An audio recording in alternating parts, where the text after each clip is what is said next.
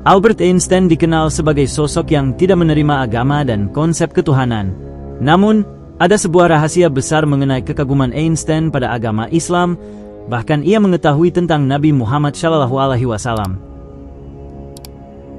Albert Einstein dikenal sebagai fisikawan jenius yang terkenal berkat gagasannya mengenai teori relativitas, namun Einstein cukup kritis pada agama.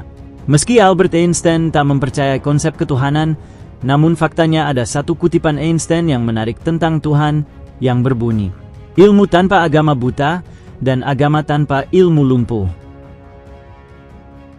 Kutipan Einstein tadi memberi arti bahwa ia punya pandangan tersendiri dengan agama. Albert Einstein sebenarnya besar dari keluarga Yahudi yang sangat taat.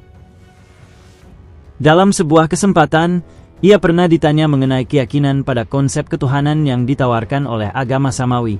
Einstein berpendapat bahwa Tuhan dalam ajaran Yahudi sejatinya hanyalah hayalan yang tumbuh di kepala penganutnya.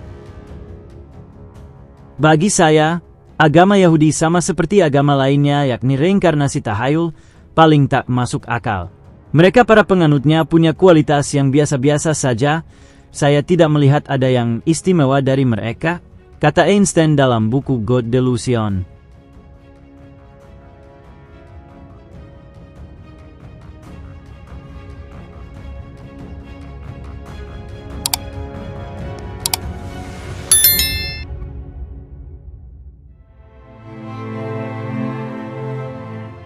Namun sebagian orang akan sulit percaya bahwa Einstein menyimpan rasa kagum pada agama Islam. Albert Einstein bahkan sempat mengatakan bahwa baginya Islam itu merupakan agama yang jauh lebih sempurna dan logis jika harus dibandingkan dengan agama lainnya yang ada di dunia ini. Ketertarikan Einstein pada agama Islam tertulis dalam sebuah surat rahasia yang ditujukan kepada seorang ulama Islam Syiah terkenal pada masa itu.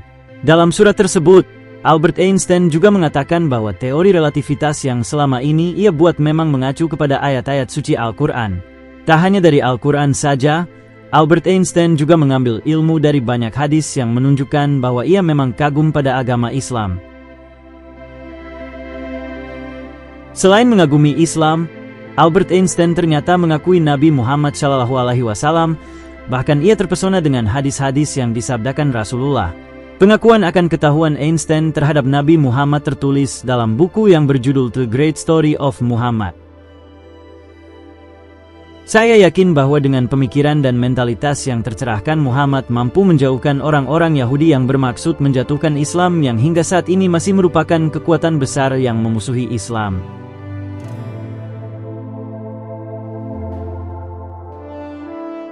Bukan cuma Albert Einstein saja yang mengagumi Nabi Muhammad SAW, ada juga pengakuan ilmuwan lainnya, salah satunya adalah seorang penulis keturunan Yahudi yang bernama Michael Hart. Ia bahkan menempatkan Nabi Muhammad SAW di peringkat pertama dalam bukunya yang berjudul The 100 Ranking of the Most Influential Persons in History. Penemuan jenius yang berhasil ditemukan oleh Albert Einstein ternyata memang sejalan dengan kitab suci Al-Quran dan sabda Rasulullah. Inilah yang menjadi sebab mengapa di akhir hayatnya Albert Einstein kagum pada ajaran Islam dan mengakui Nabi Muhammad SAW.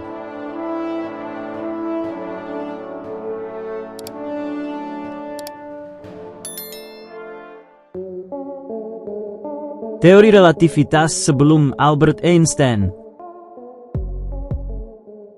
Dalam Al-Falsafah Al-Ula, ilmuwan bernama lengkap Yusuf Ibnu Ishaq Al-Kindi telah mengungkapkan dasar-dasar teori relativitas. Sayangnya, sangat sedikit umat Islam yang mengetahuinya, sehingga hasil pemikiran yang brilian dari era kekhalifahan Islam itu seperti tenggelam di telan zaman. Menurut Al-Kindi, fisik bumi dan seluruh fenomena fisik adalah relatif.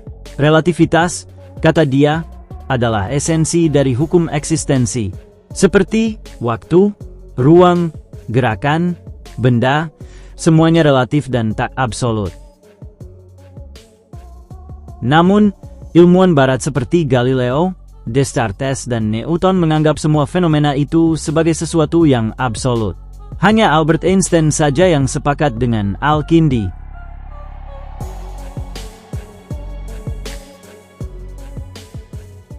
Gagasan yang dilontarkan oleh Al-Kindi itu sangat sama dengan apa yang diungkapkan Einstein dalam teori relativitas umum. Sebelum teori relativitas dicetuskan, fisika klasik selalu menganggap bahwa waktu adalah absolut, papar Einstein dalam La Relativité. Menurut Einstein, kenyataannya pendapat yang dilontarkan oleh Galileo, Descartes, dan Newton itu tak sesuai dengan definisi waktu yang sebenarnya. Menurut Al-Kindi, benda, waktu, gerakan, dan ruang tidak hanya relatif terhadap satu sama lain, namun juga ke objek lainnya dan pengamat yang memantau mereka. Pendapat Al-Kindi itu sama dengan apa yang diungkapkan oleh Albert Einstein.